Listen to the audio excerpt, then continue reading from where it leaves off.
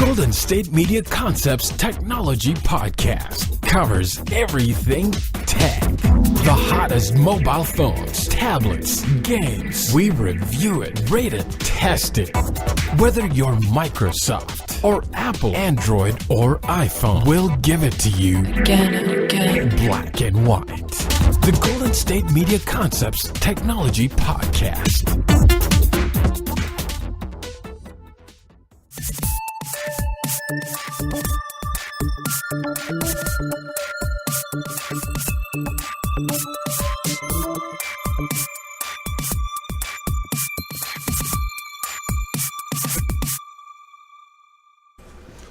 Hello everybody, this is Jay, back for another episode of the GSMC Technology Podcast, brought to you by the GSMC Podcast Network. So, this next topic is something that I have actually used myself before. It's something that I'm familiar with, something that is really kind of cool, really easy to use, and it's kind of another way to watch films that, besides just at home on a DVD or Blu-ray or 4K or stuff for that, right? And this is about Movies Anywhere, which mostly is almost like a library for your digital films. So if you get like a Blu-ray or 4K Ultra and it comes with digital, for at least some companies, you can go ahead, and take this digital code, put it in there, and you have the movie on there, to watch whenever you want on digital, like on, your laptop or desktop or tablet, things like that, right? I have a number of films that I don't have the physical copies for anymore, but I still have on digital if I want to watch them again. And they have the special features. Some even come with extra special features that the Blu-rays or 4Ks themselves won't have. So, Movies Anywhere, which is the Disney-led movie service, which is now operated in partnership with Universal, Warner Brothers, WB, Sony Pictures, and 20th Century Fox, is adding its first pay TV partner. Starting today, or a day or two ago, Comcast Xfinity TV customers will be able to sync their accounts with Movies Anywhere in order to access their movie purchases from the Xfinity digital store alongside those from other digital retailers. The movies can be accessed on Xfinity X1 in the Xfinity Stream app and on other Xfinity TV platforms. The Movies Anywhere service first launched in 2014 as a way for Disney fans to aggregate their Disney, Pixar, and Marvel film purchases in one place, including those bought through iTunes as well as those they owned on DVD or Blu-ray that came with a digital copy. Last year, I do remember when this happened, by the way, the service dropped Disney from its branding and branched out to include a variety of other digital retailers, including Amazon Prime Video, Google Play, and Vudu. It also then allowed customers to aggregate more than just their Disney, Marvel, Star Wars, and Pixar films to include movies they own from Sony, 20th Century Fox, Universal, and Warner Brothers. This involved a transition to a new platform as well. I don't actually remember what the Disney name was called, but it was just like Disney Movies or something like that. So it did change from Disney Movies like Movies Anywhere. That made the service much more useful as it became a one-stop shop for accessing your broader digital movie collection. Now, Comcast customers can participate as well, bringing into the app their own digital movie purchases. To encourage signups, Movies Anywhere is again giving away free movies as part of its launch promotion. This time, customers who sync for the first time will receive a copy of Happy Feet, and those who sync for the first time with at least two digital retailers will also get The Martian and The Fate of the Furious, which, to be fair, I think they're all really good movies. Some of my favorite films. Martian is really great, Happy Feet, so there's some pretty cool selections. And after signing up and syncing with the various digital stores, Comcast customers will be able to access their full movie collection for the first time through Comcast's own platforms as well. This includes streaming the movies on the TV through Xfinity On Demand and on devices through the Xfinity Stream app and the web portal. Customers can also use the Movies Anywhere app or web portal across platforms to access their movie collection. So, I'll admit, until a few years ago, I wasn't too familiar with digital films. I hadn't really had digital films before. I think I actually got some of my first few digital codes, and it's actually really interesting. It is. Again, it's not really hard to use. It's not really hard to sign up, which I like, because even though I do a tech podcast, it does not mean I'm a tech expert. It just doesn't. And it does. It gives you another way to watch the film. Say if you're on a trip and you're like, hey, I want to watch a film, or hey, I really would like to watch this film. Instead of going, well, I have to lug the DVD, set with me, you just can log on in there, with an easy username and password. I think sometimes your email or it's a password. And just watch the films anywhere. You can watch them like on vacation. You can, show them to other people so you can get to watch them together with friends and family and loved ones and things like that. And like I said, all the special features are there, and some of these digital films have added special features, like Finding Dory is one example. So Finding Dory had at least one or two digital special features that were not on the Blu-ray and were not on the DVD. So you could only watch them on digital. It's just the way it was. And Disney has done a number of films like that. I don't know if Marvel has, but I know Disney has done some films like that. It was like, hey, there's extra bonus features on the digital version of this movie that you're only going to see there. You're not going to see them on the Blu-ray. You're not going to see them on the DVD. You're not going to see them anywhere like that.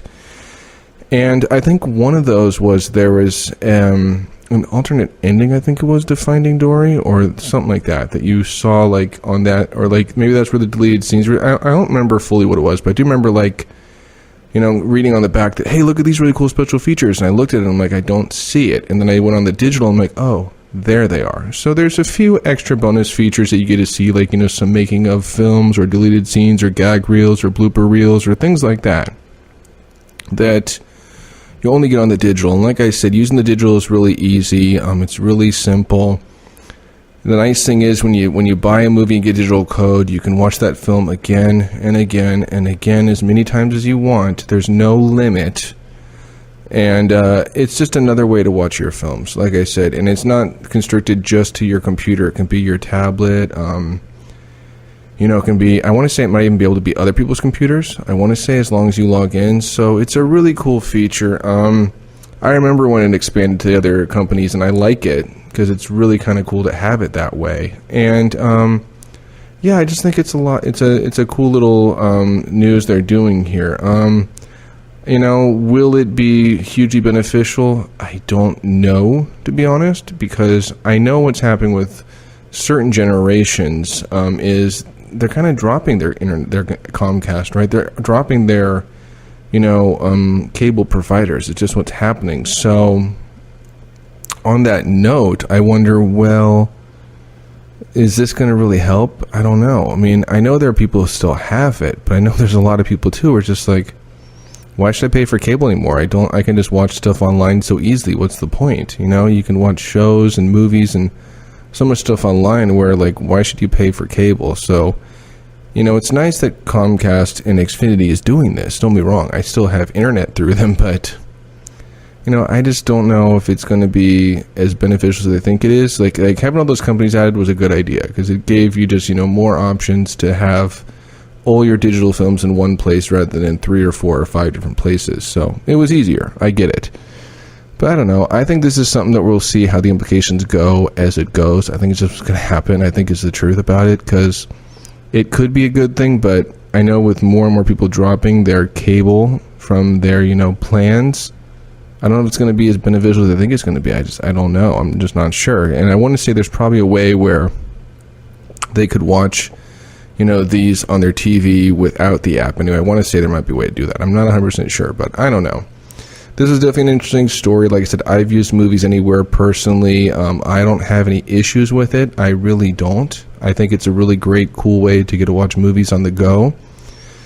And I just think, like, it was an article when I saw this, like, right, this is interesting. I do want to definitely bring this on here and talk about it, but I don't know. It's cool that they did that, but like I said, there's so many ways now to watch all these different streaming services and all this stuff with, like, original content for less, where we'll see how this goes. And, as I hear more about this, I'll be sure to definitely bring it to this podcast. Absolutely. So we're going to take ourselves a short little break right now. We'll be back in a few moments with more technology news. Do you want to be healthier, yet you just don't know what to do? All these shows telling you this and that, but nothing seems to work. Well, listen close. Golden State Media Concepts has got something great for you. The Health and Wellness Podcast, dedicated to workout trends, healthy eating habits, diet, and everything about healthy living. Join us in our banters as we help you not just live life to the fullest, but live it to the healthiest.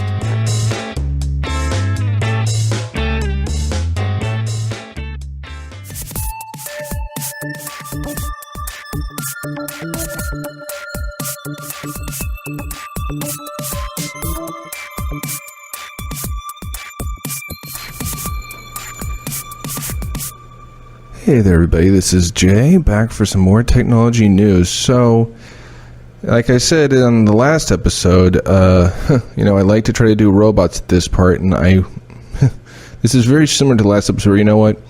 I wanted to find a really good robot article and like something really cool robot related to bring on here.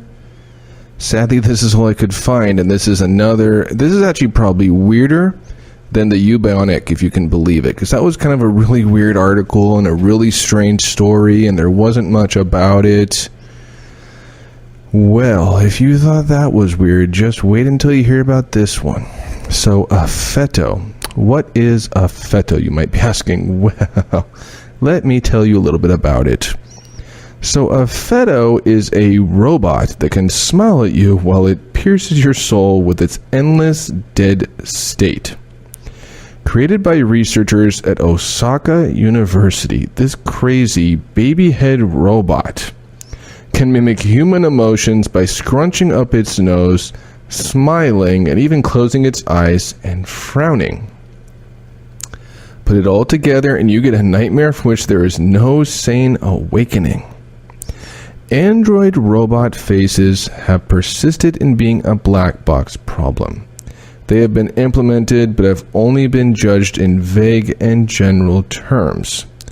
Our precise findings will let us effectively control Android facial movements to introduce more nuanced expressions such as smiling and frowning. This is a study first author, Hisashi Ishihara, is saying this quote.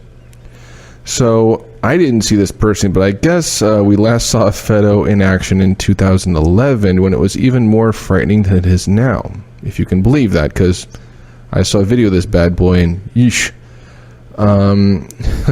The researchers have at least added some skin and hair to this robot face, allowing us the briefest moment of solace as we stare into Affetto's dead eyes and hope it doesn't gum us to death. Ain't the future grand? The goal, obviously, is to lull humans into a state of calm as the rest of Affetto's body, spiked and bladed, can whir them to pieces.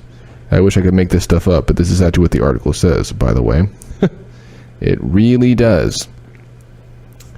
A trio of researchers at Osaka University has now found a method for identifying and quantitatively evaluating facial movements on their Android robot child head. The Android's first-generation model was reported in a 2011 publication. The researchers have now found a system to make the second-generation Affetto more expressive. Their findings offer a path for androids to express greater range of emotion and ultimately have deeper interaction with humans. So the researchers investigated 116 different facial points on Affetto to measure its three-dimensional movement. Facial points were underpinned by so-called deformation units. Each unit comprises a set of mechanisms that create a distinctive facial contortion, such as lowering or raising of part of a lip or eyelid. Measurements for these were then subjected to a mathematical model to quantify their surface motion patterns. So, oh boy, where can I start with this? So, this article did have a video attached to it. I watched about a minute of I think the 5 minutes, and I'm sorry, it is creepy. It just is. It's like, yeah, This baby head just looks weird. It just does. I'm sorry, it does. It's got this weird little head of hair, almost like Moe from the Three Stooges. And it was just, I don't know. This is another robot article where you're just like, why are you doing this? What's the point of creating a baby robot head and having it do facial expressions? What's the point in that? And even though, like, you know, this is another article that the writer clearly wasn't taken too seriously, they are right. I'm sorry, it's creepy. It is just a creepy thing. And this is like something they could do a horror movie out of, like, you know, the robot that just made faces. People just start having nightmares about it because it's just something you're like, I don't really see why you're doing this. What are the reasons for doing this? What are the implications for doing this? What are the benefits? I mean, it's great they can do all these different expressions, but God, I don't understand. I don't see. It's like, why are you researching this? And again, it's just a head. It's not like the arms and the legs and the body, and it's not like it all has, like, you know, skin, humanoid looking skin. No, it's not like that at all. This isn't data from Star Trek. This is just a robot head that they named Affetto. I'm not sure why they named it that, but that's the name of it. And God, I'm just like, I don't understand. Like, you know, it's one of those robotics articles that clearly, you know, let's see some more research. You know, like, I don't know if I had never heard of this robot before, for starters. So when it says, oh, like, you know, they wrote a paper in 2011, I did not read that paper, but it sounds like that paper was more friendly, because like then they had the robot head, but there was no, like, you know, fake human hair and fake human skin on it. So imagine this thing, its eyes and mouth moving around. You're just like, dude, no, stop, bad, I say. So I don't know. It's one of those, like, robot articles. And like I said, it's two in one night, two pretty close together, you know, that you're just like, man, this is another really weird robot article. It's really, really weird. And it's another article, at least when I read it, I'm like, man, why in the world are you doing this? Why are you spending money researching this? And is there really even any point to it? Or just like, it's like, you want to show that, hey, look, robots can have, you know, facial expressions. Okay, that's nice. I bet. Why do you want them to have facial expressions? I don't know.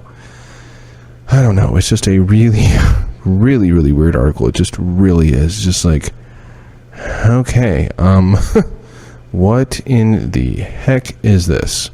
Like, I don't know. It's just one of those, like, articles where you're like, I don't know why you're researching this or what's the implications of doing this.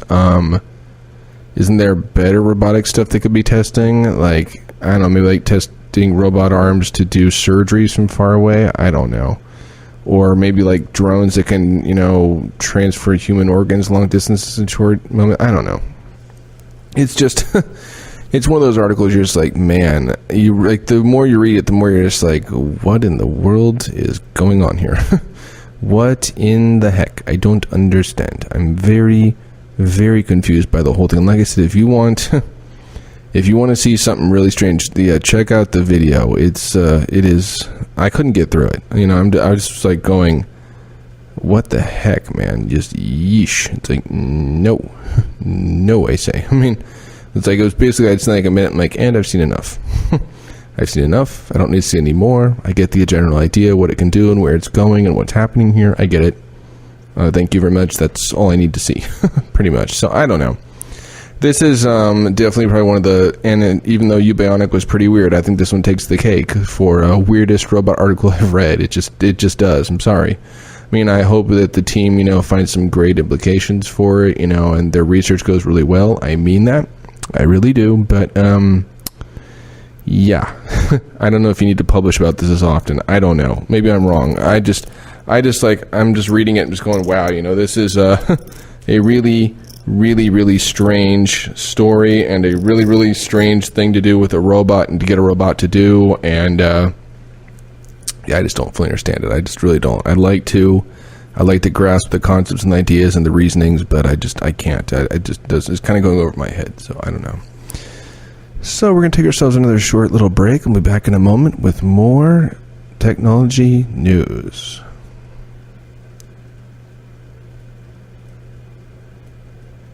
Tired of searching the vast jungle of podcasts? Now listen close and hear this out.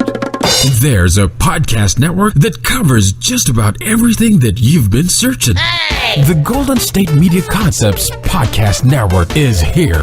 Nothing less than a podcast bliss with endless hours of podcast coverage. From news, sports, music, fashion, cooking, entertainment, fantasy, football, and so much more. So stop lurking around and go straight out to the Golden State Media Concepts Podcast Network. Guaranteed to fill that podcast itch. Whatever it may be. Visit us at www.gsmcpodcast.com. Follow us on Facebook and Twitter, and download us on iTunes, SoundCloud, and Google Play.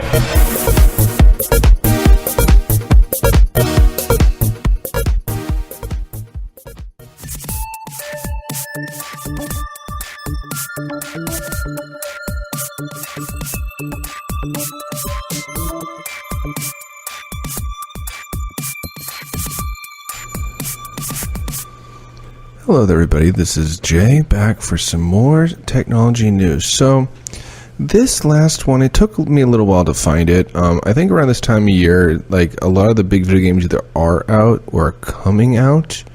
There are some games that come out next year, but, you know, they're months away. They just are. And, frankly, too, some of them I've just talked about on here before, you know.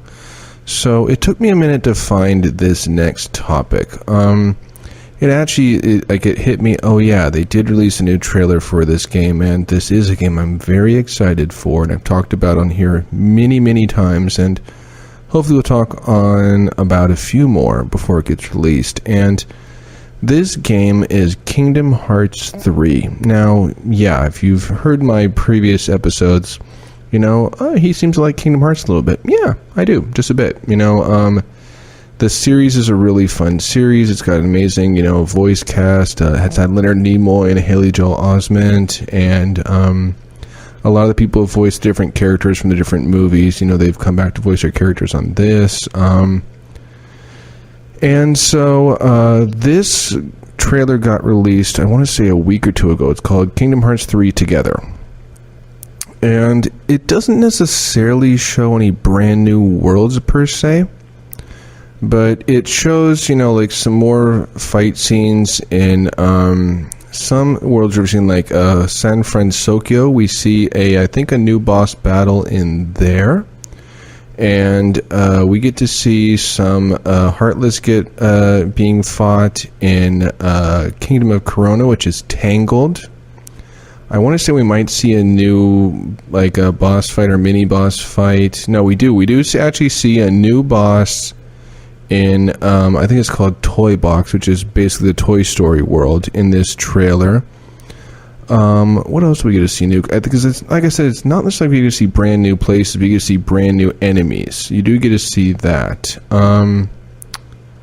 What else do you? Because there's a lot that goes on here. It's only like a 1-2 minute trailer. I want to say you might see some Lilo and Stitch in here. I think at least like Stitch maybe showing up. Like I said, it wasn't really anything brand new in this trailer per se, but you got to see, you know, some. I think Twilight Town shows up again. I think you do get to see that a little bit. I want to say you see Radiant Garden, but I'm actually not sure about that. Don't quote me about that one. I know you do get to see Olympus. You do get to see that in here, and you get to see the Rock Titan show up again. You get to see a little new cutscene with him. You do get to see Pirates of the Caribbean again, which I'm honestly don't remember what that was called in the game, but you get to see that, and this time it's going to be Kingdom Hearts 3, so you get to see a new scene there where Donald, Goofy, and Sora are all running on the beach, and Jack Sparrow runs past them. So you get to see that. You get to see, I think, a few new scenes from Arendelle, so you get to see that in this new trailer, which is really kind of cool. where Elsa takes down a Heartless for you. I don't know if we've seen that in previous trailers, but you can see it here, which is really kind of interesting and kind of pretty cool. But the biggest thing you see in this trailer, and I want to say you'd seen it a little bit, but you can see it more here, is where the 13 organization members come back together. I don't know if it's the original ones or brand new ones, and you see Master Xehanort. They're all coming together to do something. So that's a really big part toward the end of this trailer that you get to see. And it mostly is what the trailer, why it's called Together is because you'll see, a lot of Sora and Donald and Goofy together in these different worlds, and with some of the people, from that world. Like we see Flynn Rider with them, we see Rapunzel with them, we see Shiro and, Baymax and all of his friends with them, and Zen friend Sokio. We see the three-eyed aliens show up again. We get to see, Buzz and Woody there. They're helping them out with that. So you get to see, a bit of a better idea of some of the worlds and what's going on. It does emphasize the story is coming to a close, which kind of hurts my heart. But you know what? It's had a good run at the same time. Just be fair, it really has. It's not only had Kingdom Hearts 1 and 2. It had 1.5, it had 2.5, it had Dream Drop Distance, it had 358/2 days, it had Chain of Memories, it had Birth by Sleep, it had 2.8, it had Point 2, the Battle of Darkness, whatever it's called. So it's had a lot of games. It really has. And you know what? Fans of the series have been lucky to get to play a lot of these games and learn so much about this really interesting story. We just really have. So I think it's kind of really cool that they've brought in more Kingdom Hearts here. I really do think so.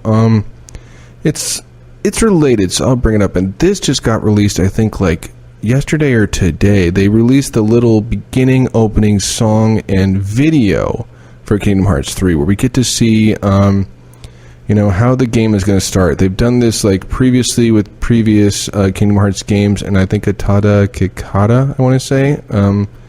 Atada is her name, has done the themes, and she does the theme with someone in this one, and I have to say the theme is really, really amazing. It shows a lot of the past of what, some of the Keyblade Masters have gone through in the past, what Sora has gone through in the past, some of his past battles of, Ansem, the battle with Xehanort. There's an interesting thing going on where I think it's the young Xehanort playing chess, and when he moves things on a board, it kind of does certain things. So that's kind of an interesting little element to see there. And I have to say, in a nutshell, I'm getting really pumped for this game, seeing all these trailers. I really am. I'm like, man, this game looks so freaking amazing. I cannot wait to get to play this game. It's going to be a good finale for the series. I really think it is. I think just what I've seen of it so far and the little I've gotten to play of it so far, I've been really, really impressed. For a series that has done that a couple times, Kingdom Hearts was amazing. Kingdom Hearts 2 raised the bar. Heck, even Dream Drop Distance raised the bar, and it was a handheld. Even Chain of Memories did some stuff there that was really pretty interesting. So this is a series that has reinvented itself a number of times and kind of keep one-upping itself. And I think it's, it's fair to say that the series is coming to an end, because it's like, man, is there anywhere else the series can go, really? And you know what?